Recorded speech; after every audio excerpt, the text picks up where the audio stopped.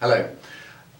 Want to give you an update from the last board development session, which I think was perhaps a key moment in where the trust's going in terms of some of the challenges that are working out across the NHS and social care system through the year. As you know, both are really financially constrained, and lots of pressures on staff to do more and more, and demand rises. And we know already this year that demand across the system is up by over 5%. And this puts massive pressure on all staff trying to do great work. We discussed this at board informally about what's our response. I've been here now for 6 months and I'm already starting to see some significant improvements in how we operate. But it was really telling that I think we've become a bit traditional, a bit old-fashioned in our senior leadership. And the important thing for me is how we can enable people to live well in their communities and enable staff to be able to do great work.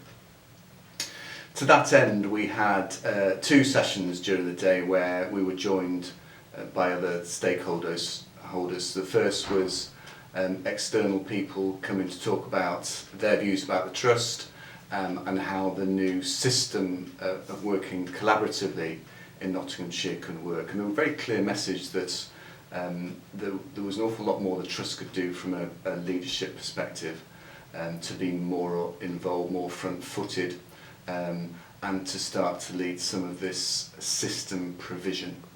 The days of competition and provider commissioner differences are over, and we need to find ways to work much more closely together. The second part of the day, we were joined by 6 of our own staff, some who were relatively new to the organisation, giving us some feedback about how we were doing and what their experiences were.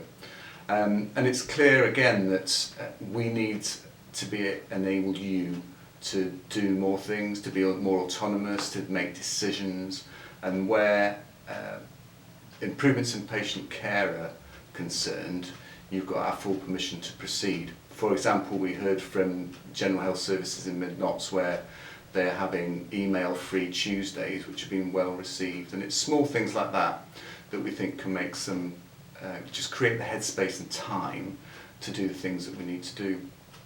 So lots of changes going on at the board in terms of people retiring and new people coming in, and it is going to be a period of transition for us. It's important we maintain that organisational memory, but at the same time it's really important that we really push the change agenda, the transformation that we need to do to enable everybody to be able to do a more unconstrained job in the new world that we live in.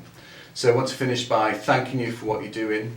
I remain really committed and optimistic to how we proceed. We've got nearly 9,000 staff that put us in a great position to deliver brilliant services.